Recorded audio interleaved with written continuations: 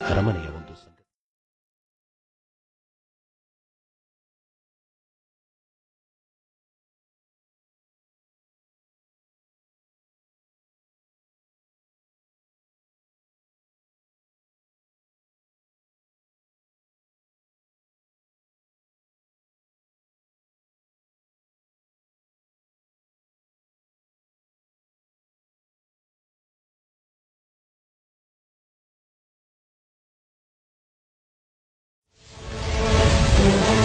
ಇಡೀ ಜಗತ್ತನ್ನ ಚಕಿತಗೊಳಿಸುತ್ತಿರುವ ಇಲ್ಲಿನ ಸಂಗತಿಯಾದರೂ ಏನು ಎಂಬ ಹಲವು ಪ್ರಶ್ನೆಗಳಿಗೆ ಉತ್ತರ ಈ ಅರಮನೆಯ ಓರ್ವ ವಿಸ್ಮಯಕಾರಿ ವ್ಯಕ್ತಿ.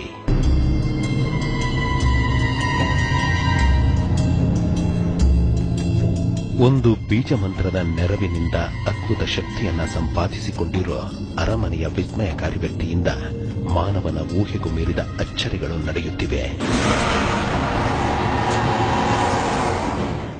ಮರಕ್ಕೆ ಬೆಂಕಿ ಹಿಡಿದಿದೆ.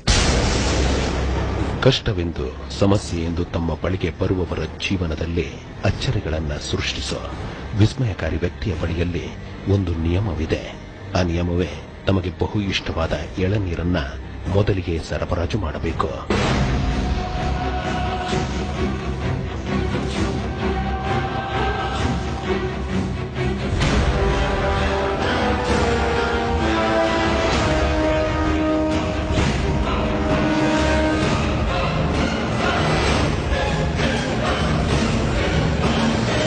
ಇಲ್ಲಿಗಾಗಲೇ ಅಚ್ಚರಿಗಳನ್ನ ಕಂಡಿರುವ ಅಚ್ಚರಿಗಳನ್ನ ಎದುರು ನೋಡುತ್ತಿರುವ ಸಾವಿರಾರು ಜನರು ಪ್ರತಿದಿನ ಸಾವಿರಾರು ಎಳನೀರನ್ನ ವಿಸ್ಮಯಕಾರಿ ವ್ಯಕ್ತಿಗೆ ಸರಬರಾಜು ಮಾಡುತ್ತಾರೆ.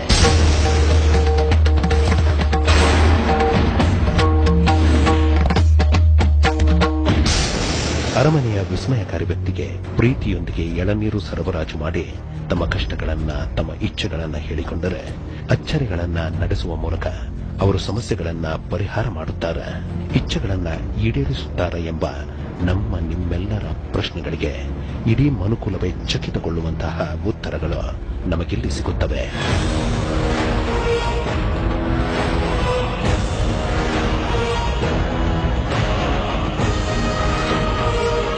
ಮೂಡಬಿದಿರೆಯಲ್ಲಿರುವ ಈ ಜೈನ ಬಸದಿಯಲ್ಲಿನ 100 ಕೋಟಿ ಮೌಲ್ಯದ ಬಹು ಅಪರೂಪದ ವಜ್ರ ಸಹಿತ ಸ್ವರ್ಣ ಸಹಿತ ಮೂರ್ತಿಗಳನ್ನ ಬಹುದಿನಗಳಿಂದ ಸಂಚು ರೂಪಿಸಿದ ಓರ್ವ ಕಳ್ಳ ಕಳುವು ಮಾಡಿಬಿಟ್ಟ.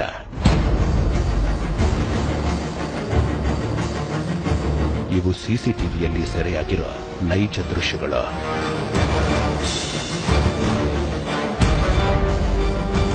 ಆ ರಾತ್ರಿ ಎಲ್ಲರ ಕಣ್ತಪ್ಪಿಸಿ ಸಿಸಿಟಿವಿಯಲ್ಲಿ ಕಾಣುತ್ತಿರೋ ಈ ಕಳ್ಳ 100 ಕೋಟಿ ಬೆಲೆ ಬಾಳುವ ಮೂರ್ತಿಗಳನ್ನ ಕಳುವು ಮಾಡಿಬಿಟ್ಟ.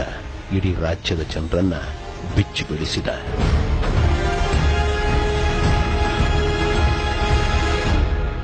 ನಮ್ಮ ಮೂಡುಬಿದಿರೆಯಲ್ಲಿ ಸಿದ್ಧಾಂತ ಮಂದಿರ ಉಂಟು. ಅದರಲ್ಲಿ ಬೆಲೆ ಕಟ್ಟಲಿಕ್ಕೆ ಅಸಾಧ್ಯವಾದಂಥ ಅಪೂರ್ವವಾದಂಥ ನವರತ್ನ ಕಟ್ಟಿದ ಮೂರ್ತಿಗಳು ಕಳವಾಗಿ ಹೋಯಿತು. ಪೊಲೀಸರು ಸಿಸಿಟಿವಿಯಲ್ಲಿನ ದೃಶ್ಯಗಳನ್ನ ಆಧರಿಸಿ ಮತ್ತಲವು ಮಾಹಿತಿಗಳನ್ನ ಆಧರಿಸಿ ಕಳ್ಳನ ಪತ್ತೆಗೆ ಮುಂದಾದರು.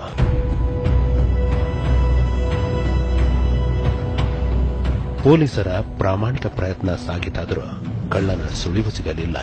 ಅಂತಹ ಸಮಯದಲ್ಲಿ ಹಿರೇಬಸದಿಯಲ್ಲಿ ಅರ್ಚಕರಾಗಿರುವ ಧರ್ಮರಾಜೇಂದ್ರರವರಿಗೆ ಕೃಷ್ಣ ಗಡಿಯಾರ್ ಎಂಬುವರು ಒಂದು ಸಲಹೆ ನೀಡಿದ್ರು. ಆ ಸಲಹೆಯೇ ಆ ಒಂದು ಊರಿನಲ್ಲಿರೋ ಆ ಅರಮನೆಯ ಆ ವಿಸ್ಮಯಕಾರಿ ವ್ಯಕ್ತಿಗೆ 1008 ಎಳನೀರನ್ನ ಸರಬರಾಜು ಮಾಡುವುದು, ಕಳ್ಳತನವಾಗಿರೋ 100 ಕೋಟಿ ಮೌಲ್ಯದ ವಿಗ್ರಹಗಳು ಮತ್ತೆ ಬಸದಿಯನ್ನು ಸೇರುವಂತೆ ಮಾಡಿರೆಂದು ಅವರನ್ನ ಕೇಳಿಕೊಳ್ಳುವುದು.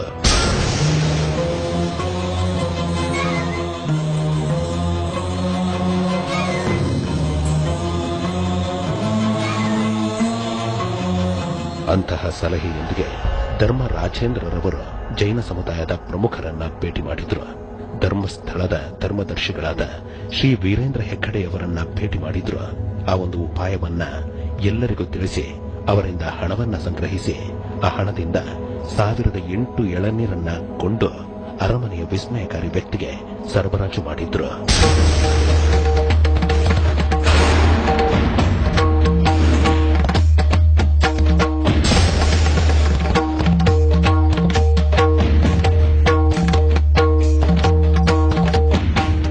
ನಮ್ಮ ಜೈನ ಸಮಾಜದ ಕೆಲವರು ಕೇಳಿದೆ, ಎಲ್ಲರೂ ಕೊಟ್ಟರು. ಕಾವಂತರ ಹೆಗಡೆಯವರು ಕೊಟ್ಟರು, ಆಮೇಲೆ ನಾವು ಹಾಕಿದೆ. ಧರ್ಮದ ಹೆಗಡೆಯವರು 1,000 ರೂಪಾಯಿ ಕೊಟ್ಟರು, ಎಲ್ಲರೂ ಕೊಟ್ಟಿದ್ದಾರೆ. ಆಗಲಿ ಧರ್ಮ ಮಾಡಿ ನೀವು ಸಿಗಲಿ. 1008 ಎಳನೀರನ್ನ ಸರಬರಾಜು ಮಾಡಿದ ಧರ್ಮರಾಜೇಂದ್ರರವರು ವಿಸ್ಮಯಕಾರಿ ವ್ಯಕ್ತಿಗೆ ಬಸದಿಯಲ್ಲಿನ ಕಳ್ಳತನದ ಬಗ್ಗೆ ವಿವರಿಸಿದ್ರು. ಎಲ್ಲವನ್ನ ಆಲಿಸಿದ ಅರಮನೆಯ ವಿಸ್ಮಯಕಾರಿ ವ್ಯಕ್ತಿ ತಾವು ನಿಂತಲ್ಲೇ ನಿಂತು ತಮ್ಮಲ್ಲಿನ ಶಕ್ತಿಯನ್ನು ಪ್ರಯೋಗಿಸಿದ್ರು.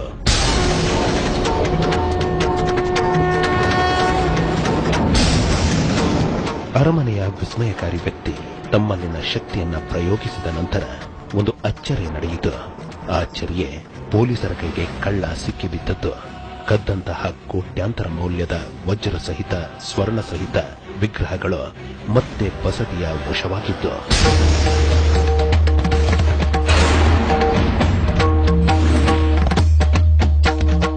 ಈಗ ಉಂಟ ಚರಿತ್ರೆಯಲ್ಲಿ, ಇತಿಹಾಸದಲ್ಲಿ ಎಲ್ಲಿಯಾದರೂ ಮೂರ್ತಿ ಬಂತು.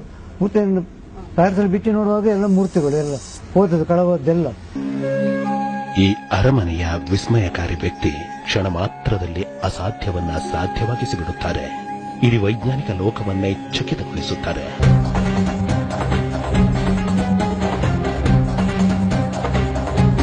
ದುಬೈನಲ್ಲಿ ಉದ್ಯಮವೊಂದನ್ನು ನಡೆಸುತ್ತಿರುವ ಗಿರಿಧರ್ ನಾಯಕ್ರವರಿಗೆ ಇದ್ದಕ್ಕಿದ್ದಂತೆ ಹೃದಯದ ಸಮಸ್ಯೆ ಕಾಣಿಸಿಕೊಂಡಿತು. ಅಂತಹ ಸಂಗತಿಯನ್ನ ಭಾರತದಲ್ಲಿರುವ ತಮ್ಮ ಸ್ನೇಹಿತರಾದ ಶಾಂತಾರಾಮ್ ರವರಿಗೆ ಫೋನ್ ಮೂಲಕ ತಿಳಿಸಿದ್ರು. ಶಾಂತಾರಾಮ್ ರವರು ದುಬೈಯಲ್ಲಿನ ತಮ್ಮ ಸ್ನೇಹಿತರಾದ ಗಿರಿಧರ್ ನಾಯಕ್ ರವರಿಗೆ ಒಂದು ಸಲಹೆಯನ್ನ ನೀಡಿದ್ರು. ಅಂತಹ ಸಲಹೆಯೊಂದಿಗೆ ಗಿರಿಧರ್ ನಾಯಕ್ ದುಬೈನಿಂದ ಭಾರತಕ್ಕೆ ಬಂದೇ ಬಿಟ್ಟರು.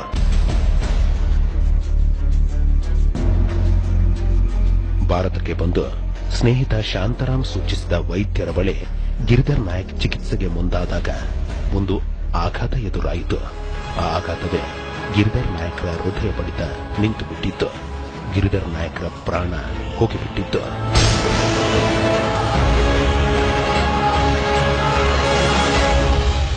ಗಿರಿಧರ್ ನಾಯಕ್ರ ಪ್ರಾಣ ಹೋದ ನಂತರ ಅರಮನೆಯ ವಿಸ್ಮಯಕಾರಿ ವ್ಯಕ್ತಿಯಿಂದ ಇಡೀ ವೈದ್ಯಕೀಯ ಲೋಕಕ್ಕೆ ಎದುರಾದಂತಹ ಚಕಿತವಾದ್ರೂ ಏನು ತಿಳಿಯೋಣ ಒಂದು ಸಣ್ಣ ಬ್ರೇಕ್ ನಂತರ.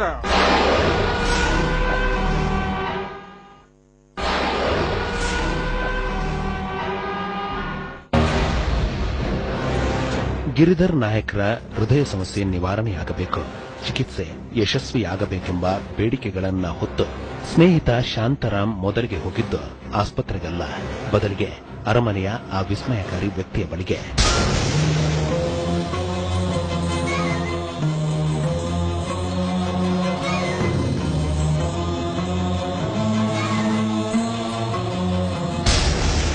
ಇವರು 5 ಸಿಯಾಳನ್ನ ಅಂದ್ರೆ 5 ಎಳನೀರನ್ನ ಹಿಡಿದು ವಿಸ್ಮಯಕಾರಿ ವ್ಯಕ್ತಿಗೆ ಅರ್ಪಿಸಿ ಸ್ನೇಹಿತನಿಗೆ ಎದುರಾಗಿರೋ ಸಮಸ್ಯೆ ಬಗ್ಗೆ ವಿವರಿಸಿದ್ರು.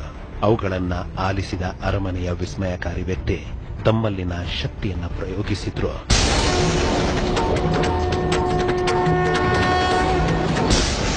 ವಿಸ್ಮಯಕಾರಿ ವ್ಯಕ್ತಿಯನ್ನ ಭೇಟಿ ಮಾಡಿ ನಂತರ ಆಸ್ಪತ್ರೆಗೆ ತೆರಳಿದಾಗ ಇವರಿಗೊಂದು ಅಚ್ಚರಿ ಎದುರಾಯಿತು.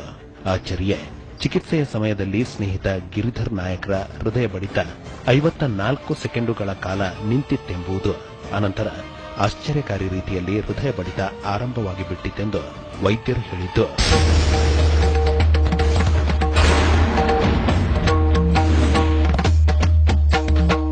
ಕೂಡಲೇ ಅವರು ನೆಂಜೋಗ್ರಫಿಗೆಲ್ಲ ಕಳಿಸಿದ್ರು, ಎಲ್ಲ ಆಯ್ತು. ಆದಾಗ ಸಡನ್ ಒಂದು ಹಾರ್ಟ್ ಸ್ಟಾಪ್ ಆಯ್ತು.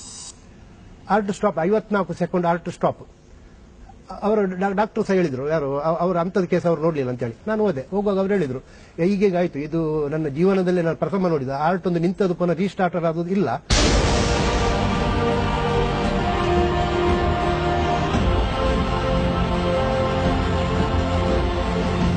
ಹೋದ ಉಸಿರು ಮತ್ತೆ ಬಂದಿದೆ, ಅದು ನನ್ನಿಂದ ಆದುದಲ್ಲ, ಯಾವ ದೇವರ ಕೃಪೆಯೋ ನನಗೆ ಗೊತ್ತಿಲ್ಲ ಎಂದು ವೈದ್ಯರು ಹೇಳಲು ನಿಂತರು. ಆದರೆ ಅದರ ಹಿಂದಿನ ರಹಸ್ಯವನ್ನ ಅರಿತಿದ್ದ ಶಾಂತಾರಾಮ್ ವಿಸ್ಮಯಕಾರಿ ವ್ಯಕ್ತಿಯು ಸೃಷ್ಟಿಸಿದಂತಹ ಪವಾಡವನ್ನ ನೆನೆಯುತ್ತಾ ಕಣ್ಣೀರಿಟ್ಟರು. ಸ್ನೇಹಿತನನ್ನ ಉಳಿಸಿಕೊಟ್ಟ ಪವಾಡ ಪುರುಷರನ್ನ ಸ್ಮರಿಸುತ್ತಾ ನಿಂತರು.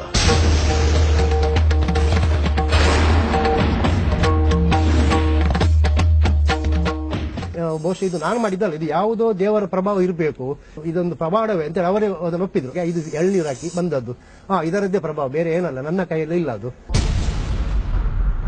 ಆಶ್ಚರ್ಯಕಾರಿ ರೀತಿಯಲ್ಲಿ ಬದುಕುಳಿದ ಸ್ನೇಹಿತ ಗಿರಿಧರ್ ನಾಯಕ್ ರವರು ಒಂದು ವಿಸ್ಮಯಕಾರಿ ಸಂಗತಿಯನ್ನು ತಿಳಿಸಿದ್ರು. ಆ ಸಂಗತಿಯೇ ತಾನು ದೇಹವನ್ನ ಬಿಟ್ಟು ಆಕಾಶದಲ್ಲಿ ತೇಲುವಂತಾಯಿತೆಂಬುದು.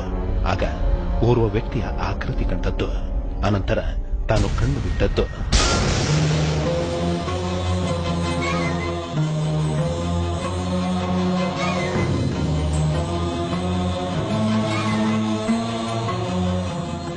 ಅವರ ಹತ್ರ ಕೇಳಿದೆ ಅನುಭವ ಅಂತೇಳಿ. ಅವರು 54 ಸೆಕೆಂಡ್ನಲ್ಲಿ ಅವ್ರಿಗೆ ಏನು ಗೊತ್ತಿಲ್ಲ, ಅವರಿಗೆ ಒಂದು ಎಂತ ಒಂದು ಮನುಷ್ಯನ ಆಕೃತಿ ಕಂಡಿತಂತೆ ಅವರಿಗೆ.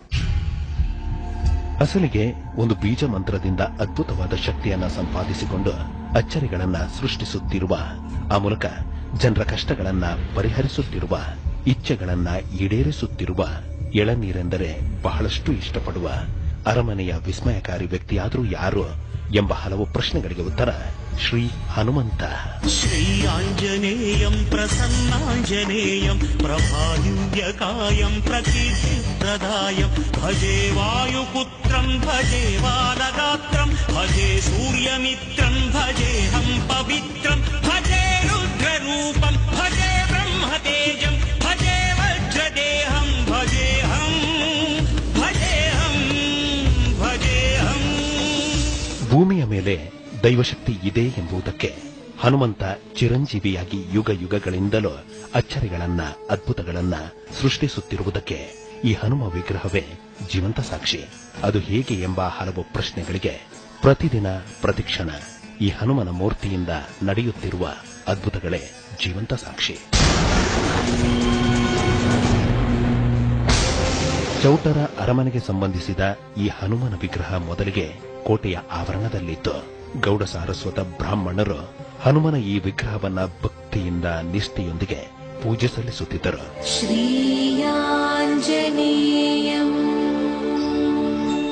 ಮುಂಚೆ ಹನುಮಾನ್ ದೇವರು ಇದು ಇಲ್ಲಿ ಒಳಗೆ ಗುಡಿ ಇತ್ತು, ನಮ್ಮ ಕೋಟೆಯ ಒಳಗಡೆ ಇತ್ತು.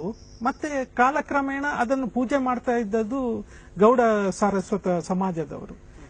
ಸೊ ಅವರು ನಾವು ಒಳ್ಳೆ ರೀತಿಯಲ್ಲಿ ಹೊರಗೆ ಅದನ್ನು ಸ್ಥಾಪಿಸಿ ಮಾಡ್ತೇವೆ ಅಂತ ಹೇಳುವಾಗ ನನ್ನ ಅಜ್ಜನವರು ಅದಕ್ಕೆ ಒಪ್ಪಿಗೆ ಕೊಟ್ಟರು. ರಾಜರ ಒಪ್ಪಿಗೆಯ ಮೇರೆಗೆ ಗೌಡ ಸಾರಸ್ವತ ಬ್ರಾಹ್ಮಣರು ಈ ವಿಗ್ರಹವನ್ನ ಕೋಟೆಯಾಚೆಯ ರಸ್ತೆಗೆ ಹೊಂದಿಕೊಂಡಿರುವ ಒಂದು ಸ್ಥಳದಲ್ಲಿ ಪ್ರತಿಷ್ಠಾಪನೆ ಮಾಡಿ ಪೂಜಿಸಲು ನಿಂತರು. ಹನುಮನ ಮಹಾಭಕ್ತರಾದ ರಘುರಾಮ ಭಟ್ಟರು ಈ ಮೂರ್ತಿಯೊಂದಿಗೆ ಮಾತನಾಡಲು ನಿಂತರು. ಈತನಿಗೆ ಪ್ರಿಯವಾದ ಎಳನೀರಿನಿಂದ ಅಭಿಷೇಕವನ್ನ ಮಾಡಲು ಆರಂಭಿಸಿದ್ರು.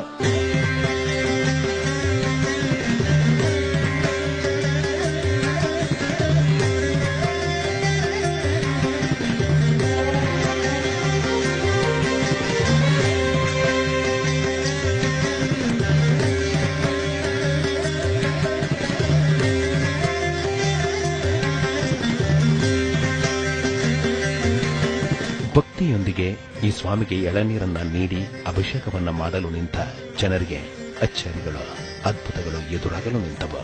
ಅಂತಹ ಅಚ್ಚರಿಗಳಿಗೆ, ಅಂತಹ ಅದ್ಭುತಗಳಿಗೆ ಪ್ರತಿದಿನ 2,000ಕ್ಕೂ ಹೆಚ್ಚು ಎಳನೀರಿನ ಅಭಿಷೇಕವೇ ಜೀವಂತ ಸಾಕ್ಷಿ.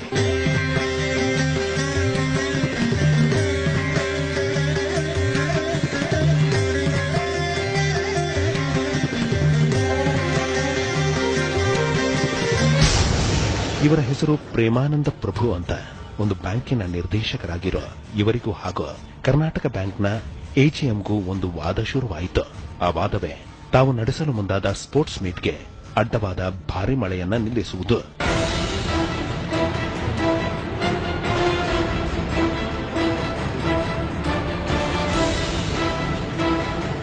ಮಳೆ ನಿಲ್ಲಬೇಕಾದ್ರೆ ಹನುಮನ ಮಂದಿರಕ್ಕೆ ಹೋಗಿ 5 ಎಳನೀರನ್ನ ಅಭಿಷೇಕಕ್ಕೆ ಕೊಟ್ಟು ಮಳೆ ನಿಲ್ಲುವಂತೆ ಮಾಡಿ ಕ್ರೀಡೆಯನ್ನ ಯಶಸ್ವಿಗೊಳಿಸಿ ಎಂದು ಭಕ್ತಿಯಿಂದ ಬೇಡಿ ಮಳೆ ನಿಂತು ಹೋಗುತ್ತೆ.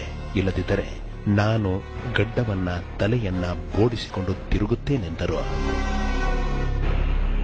ನಾನು ಹೇಳಿದ್ರೆ ಮಳೆ ಬಂದ್ರೆ ಒಂದು ವೇಳೆ ಗ್ರೌಂಡ್ ನಲ್ಲಿ ನಾನು ನನ್ನ ಗಡ್ಡ ಮತ್ತು ಮಂಡೆ ಬೋಡಿಸಿ ತಿರುಗ್ತೇನೆ. ನಮ್ಗೆ ಅಷ್ಟು ಕಾನ್ಫಿಡೆನ್ಸ್ ಖಂಡಿತವಾಗಿಯೂ ಉಂಟು, ಅಷ್ಟು ಪವರ್ ಖಂಡಿತವಾಗಿಯೂ ಇದೆ. ದೇವರನ್ನು ನಂಬದ ಆ ಎಜಿಎಂ ಅದು ಹೇಗೆ ಸಾಧ್ಯ, ಪರೀಕ್ಷೆ ಮಾಡೇ ಬಿಡುತ್ತೇನೆಂದು 5 ಎಳನೀರನ್ನ ಹಿಡಿದು ವಿಸ್ಮಯಕಾರಿ ಹನುಮನ ಮಂದಿರಕ್ಕೆ ಹೋದರು. ಎಳನೀರನ್ನ ಅಭಿಷೇಕಕ್ಕೆ ಅರ್ಪಿಸಿ ಎದುರಾಗಿರೋ ಸಮಸ್ಯೆಯನ್ನ ವಿವರಿಸಿದ್ರು, ವಿನಂತಿಸಿದ್ರು.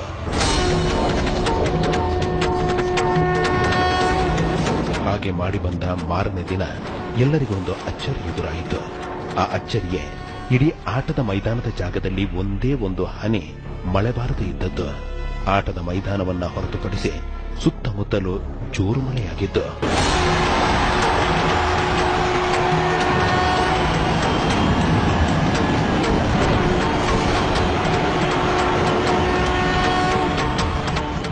ಬೆಳಿಗ್ಗೆ 6 ಗಂಟೆಗೆ ಕರೆಕ್ಟ್ ಆಗಿ ಮಳೆ ನಿಂತಿತ್ತು. ನಾವು ಟ್ರ್ಯಾಕ್ ಎಲ್ಲ ಹಾಕಿದೆವು, ಸ್ಪೋರ್ಟ್ಸ್ ಸ್ಟಾರ್ಟ್ ಮಾಡಿದ್ದೆವು. ಸ್ಟಾರ್ಟ್ ಮಾಡುವಾಗ ಸುತ್ತಮುತ್ತ ಮಳೆ ಬರೋದು ಕಾಣ್ತದೆ, ಗ್ರೌಂಡ್ ನಲ್ಲಿ ಮಳೆ ಇಲ್ಲ. ಮಿರಾಕಲ್, ಅದು ನಿಜವಾಗಿ ಮಿರಾಕಲ್. ಇವರ ಹೆಸರು ವಿಶ್ವನಾಥ್ ಪ್ರಭು ಅಂತ. ಉದ್ಯಮಿಗಳಾದ ಇವರು ರಿಫೈನರಿ ಆಯಿಲ್ ಮಿಲ್ನ 2ನೇ ಘಟಕದಲ್ಲಿ 105 ಅಡಿಯ ಚಿಮಣಿಯನ್ನ ನಿಲ್ಲಿಸುವುದಕ್ಕೂ ಮುಂಚೆ ಹನುಮನಿಗೆ ಎಳನೀರನ್ನ ಅರ್ಪಿಸಿದ್ರು.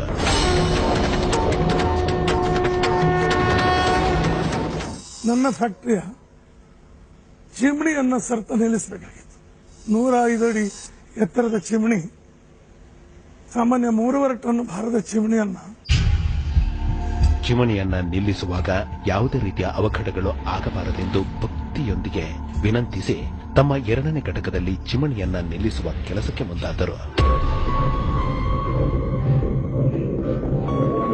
ಅಂತಹ ಕೆಲಸಕ್ಕೆ ಮುಂದಾದಾಗ ಇಡೀ ಮನುಕುಲವೇ ಚಕಿತಗೊಳ್ಳುವಂತಹ ಒಂದು ಅಚ್ಚರಿ ಎದುರಾಯಿತು. ಆ ಅಚ್ಚರಿಯೇ ಚಿಮಣಿಯನ್ನ ನಿಲ್ಲಿಸಲು ಬಳಸಲಾಗಿದ್ದ 45 ಜನರು ಹಿಡಿದಂತಹ, ತಾವು ಸಹ ಅದನ್ನ ಹಿಡಿದಂತಹ ಒಂದು ಕಬ್ಬಿಣದ ಹಗ್ಗ ಹೈಟೆನ್ಷನ್ ತಂತಿಗೆ ತಾಗಿದ್ದು ಯಾರಿಗೂ ಶಾಕ್ ಹೊಡೆಯದೆ ಕೇವಲ ಟ್ರಾನ್ಸ್ಫಾರ್ಮರ್ ಮಾತ್ರ ಸುಟ್ಟು ಹೋಗಿತ್ತು.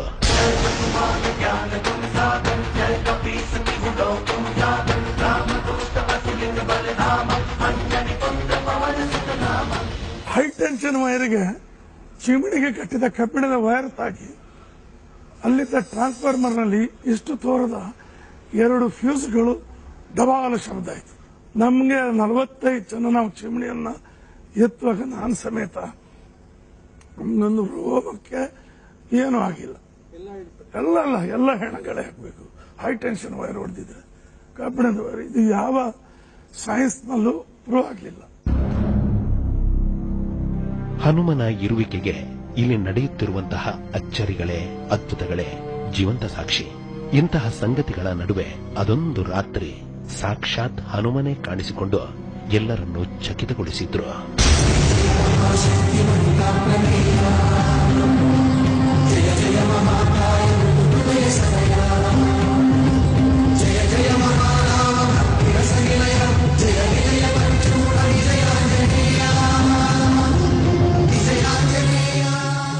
ಅಸಲಿಗೆ ಹನುಮಂತ ದೇವರು ಇಲ್ಲಿ ಎಲ್ಲರ ಕಣ್ಣಿಗೆ ಕಂಡದ್ದಾದ್ರೂ ಹೇಗೆ ತಿಳಿಯೋಣ ಒಂದು ಸಣ್ಣ ಬ್ರೇಕ್ನ ನಂತರ.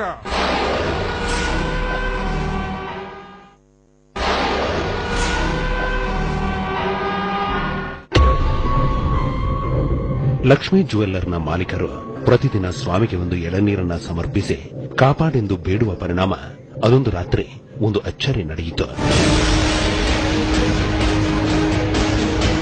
ಅದೊಂದು ರಾತ್ರಿ ಕಳ್ಳರ ಒಂದು ತಂಡ ಲಕ್ಷ್ಮೀ ಜುವೆಲ್ಲರ್ನ ಗೋಡೆಯನ್ನು ಕೊರೆದು ಸುಮಾರು 1.5 ಕೆಜಿಯಷ್ಟು ಬಂಗಾರವನ್ನು ಕದ್ದು ಬಂಗಾರದ ಅಂಗಡಿಯಿಂದ ಆಚೆ ಬಂದ ಕೂಡಲೇ ಒಂದು ಅಚ್ಚರಿ ನಡೆಯಿತು. ಆ ಅಚ್ಚರಿಯೇ ಅನ್ಯ ಊರಿನ ಪೊಲೀಸ್ ಜೀಪ್ ಒಂದು ರಸ್ತೆಯಲ್ಲಿ ಎದುರಿಗೆ ಸಿಕ್ಕಿದ್ದು. ಅದನ್ನು ನೋಡಿ ತಾವು ಕದ್ದಿದ್ದ ಬಂಗಾರವನ್ನ ಅಲ್ಲೇ ಬಿಟ್ಟು ಓಡಿತು. ಪೊಲೀಸರು ಬಂಗಾರದ ಚೀಲವನ್ನ ಲಕ್ಷ್ಮೀ ಜುವೆಲ್ಲರ್ನವರಿಗೆ ಒಟ್ಟಿಸಿತ್ತು.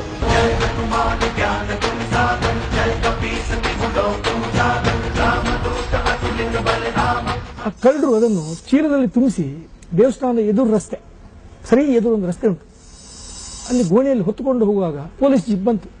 ಆ ಕಟ್ಟನ್ನು ಅಲ್ಲೇ ಬೀಸಾಡಿದ್ರು ಓಡಿದ್ರು. ಈ ಪೊಲೀಸ್ನವರು ಜೀಪ್ ನಿಲ್ಲಿಸಿದ್ರು, ಫಾಲೋ ಮಾಡಿಕೊಂಡು ಹೋದ್ರು. ಹೋಗುವಾಗ ಸಿಕ್ಕಿದ್ದೇ ಆ ಕಟ್ಟು. ಇದಕ್ಕಿಂತ ಇನ್ನು ಪವಾಡ ನಾನು ಏನು ಹೇಳಿ ಸರ್ ನಿಮಗೆ. ತಮ್ಮ ಇಂತಹ ಕೆಲಸ ಆಗಬೇಕೆಂದು ವಿದೇಶಗಳಿಂದಲೂ ಫೋನ್ ಕರೆಗಳು ಬರುತ್ತವೆ, ಬ್ಯಾಂಕ್ ಮೂಲಕ ಹಣ ಬರುತ್ತೆ. ಈ ರೀತಿ ಅಭಿಷೇಕಕ್ಕೆ ಏರ್ಪಾಡು ಮಾಡುವ ಜನರು ಅಚ್ಚರಿಗಳನ್ನ ಕಂಡಿದ್ದಾರೆ, ಅಚ್ಚರಿಗಳನ್ನ ಕಾಣುತ್ತಿದ್ದಾರೆ.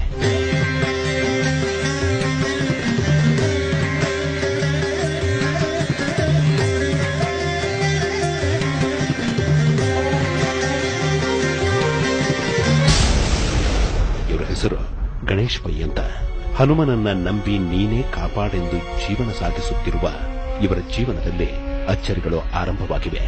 ಆ ಅಚ್ಚರಿಗಳೇ ಸ್ವಾಧೀನ ಪಡೆದುಕೊಳ್ಳದ ಇವರ ಮಗನ ತಲೆ, ಕೈಕಾಲು, ಸೊಂಟ ಸ್ವಾಧೀನ ಪಡೆದುಕೊಳ್ಳುತ್ತಿರುವುದು, ನಡೆದಾಡಲು ಯತ್ನಿಸುತ್ತಿರುವುದು.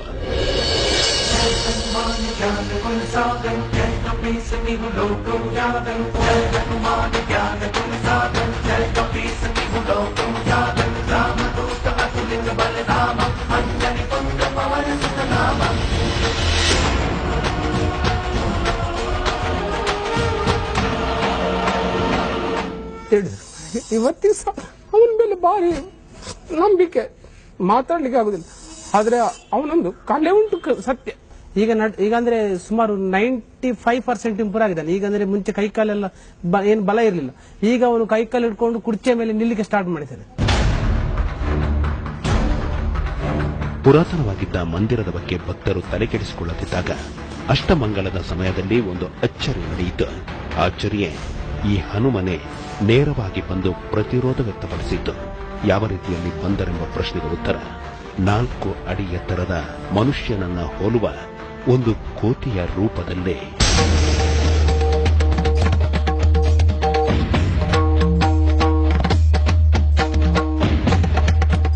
ಆ ಟೈಮ್ನಲ್ಲಿ ವೀಳ್ಯ ತೆಗೆದು ಅವರು ಹೇಳುದು, ವೀಳ್ಯ ನೋಡಿ ಆಂಜನೇಯ ಗುಡಿಯಲ್ಲಿ ಅಶುಚಿತ್ವ ಇದೆ ಅಂತ ಅವರು ಹೇಳುವಾಗ ಒಂದು ಮಂಗ ನಾವು ಅಷ್ಟರೊಳಗೆ ನೋಡಲಿಲ್ಲ, ಇಷ್ಟು ದೊಡ್ಡದು, ಮಾನವನಷ್ಟು ವೆಯ್ಟ್ ಉಂಟು ಅದಕ್ಕೆ. ಇಲ್ಲಿ ಮಾಡಿದ ಮೇಲೆ ಕುತ್ಕೊಂಡು ಇಲ್ಲಿ ವೆಂಟಿಲೇಟರ್ ಕಾಣ್ತದಲ್ಲ, ಅದರಲ್ಲಿ ಕಿರ್ಚಿ 8 ವೆಂಟಿಲೇಟರ್ ಉಂಟು. 8 ವೆಂಟಿಲೇಟರ್ನಲ್ಲಿ ನೋಡಿದವರು ಎಲ್ಲರೂ ಇದ್ದಾರೆ. ಹನುಮನಲ್ಲಿನ ಅಂತಹ ಅದ್ಭುತ ಶಕ್ತಿಗೆ ಕಾರಣವಾದರೂ ಏನು ಎಂಬ ಪ್ರಶ್ನೆಗೆ ಉತ್ತರ ಆ ಒಂದು ಬೀಜ ಮಂತ್ರ. ಆ ಬೀಜ ಮಂತ್ರವೇ ಶ್ರೀರಾಮ್. ಶ್ರೀರಾಮ ರಾಮ ರಾಮೇತಿ ಶ್ರೀರಾಮ ರಾಮ ರಾಮೇತಿ ರಮೇ ರಾಮೇ ಮನೋರಮೇ ರಮೇ ರಾಮೇ ಮನೋರಮೇ. ಹನುಮನ ಮಂದಿರವನ್ನ ಜೀರ್ಣೋದ್ಧಾರ ಮಾಡುವುದಕ್ಕೂ ಮುಂಚೆ ಹನುಮನ ಒಡೆಯನಾದ ವಿಷ್ಣು ಸ್ವರೂಪಿಯಾದ ಶ್ರೀರಾಮ ಸ್ವರೂಪಿಯಾದ ಶ್ರೀ ವೆಂಕಟರಮಣ ಸ್ವಾಮಿಯ ಮಂದಿರವನ್ನ ಜೀರ್ಣೋದ್ಧಾರ ಮಾಡಲಾಯಿತು.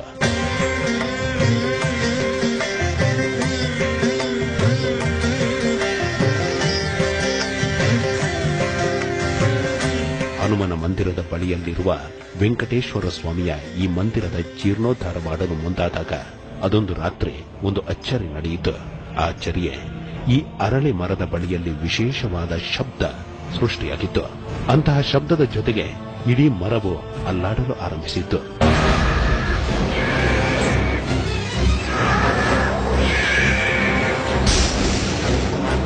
ಭಯಭೀತಿಗೊಂಡ ಮಂದಿರದ ಮುಖ್ಯಸ್ಥರು ಅಷ್ಟಮಂಗಲ ಪ್ರಶ್ನೆಯನ್ನು ಇಟ್ಟಾಗ ಒಂದು ಅಚ್ಚರಿ ಎದುರಾಯಿತು.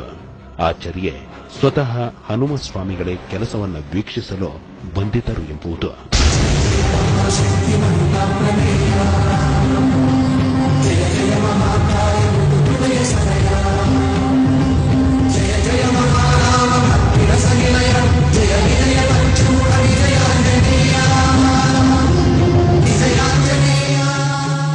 ಕಡೆಗೆ ನೋಡುವಾಗ ಈ ಮರಗಳು ಸ್ತಬ್ಧ ಉಂಟು, ಒಂದು ಚೂರು ಅಲ್ಗಾಡುದಿಲ್ಲ. ನಮಗೆ ಸ್ವಲ್ಪ ಡೌಟ್ ಆಯ್ತು. ನಾವು ಮತ್ತೆ 5 ಜನ ಗೇಟಿನಿಂದ ಹೊರಗೆ ಬಂದು ಇಲ್ಲಿ ಮೇಲೆ ನೋಡ್ತೇವೆ. ನಮ್ಮ ದೇವಸ್ಥಾನದ ಎದುರಿನ ಅಶ್ವತ್ಥ ಮರ ಉಂಟಲ್ಲ, ಆ ಮರ ಹಿಡಿ ಅಲ್ಗಾಡ್ತಾ ಉಂಟು. ಫುಲ್ ಅಲ್ಗಾಡಿ ಎಲ್ಲ ಎಲೆಗಳು ಗಜ ಗಜ ಗಜ ಗಜ ಅದರ ಸೌಂಡ್. ನಮ್ಮ ಪ್ರಶ್ನೆಯವರಿದ್ದಾರೆ, ಅವರಿಗೆ ಬೆಳಿಗ್ಗೆ ಫೋನ್ ಮಾಡಿದೆ, ಇನ್ನು ಹೀಗೆ ರಾತ್ರಿ ನಮಗೆ ಅನುಭವ ಆಯ್ತು ನಾನು ನೋಡಿ ಹೇಳ್ತೇನೆ ಹೇಳಿದ್ರು. ಕಡೆ ಮರುದಿವಸ ಬೆಳಿಗ್ಗೆ ಅವರದ್ದು ಫೋನು, ಅದು ಬೇರೆ ಯಾರಲ್ಲ, ಹನುಮಂತನ ಸವಾರಿ ಬಂದದ್ದು. ಪ್ರತಿದಿನ ಸಾವಿರಾರು ಎಳನೀರುಗಳಿಂದ ನೀರಿನ ಅಭಿಷೇಕ ಮಾಡುವ ಪ್ರಧಾನ ಅರ್ಚಕರಾದ ಹರೀಶ್ ರಘುರಾಮ್ ಭಟ್ರ ಪ್ರಕಾರ ಹನುಮ ಸ್ವಾಮಿಯಿಂದ ನಡೆಯುತ್ತಿರುವ ಅಚ್ಚರಿಗಳು ಊಹೆಗೂ ಮೀರಿತು ಎಂಬುದು.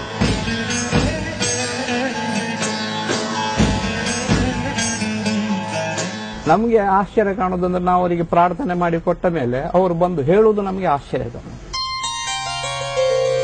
ಅಸಲಿಗೆ ವಿಸ್ಮಯಕಾರಿ ಹನುಮನ ಶಕ್ತಿ ಕ್ಷೇತ್ರ ಇರೋದಾದರೂ ಎಲ್ಲಿ ಎಂಬ ಪ್ರಶ್ನೆಗೆ ಉತ್ತರ ಮೂಡಬಿದಿರೆಯಲ್ಲಿ.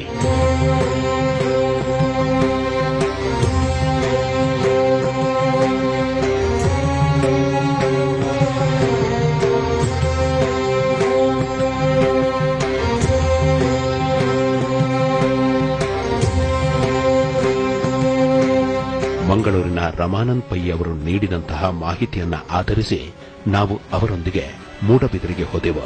ಅಚ್ಚರಿಗಳನ್ನ ಸೃಷ್ಟಿಸುತ್ತಿರೋ ಹನುಮನಿಗೆ ಎಳನೀರನ್ನ ಸಮರ್ಪಿಸಿದೆವು.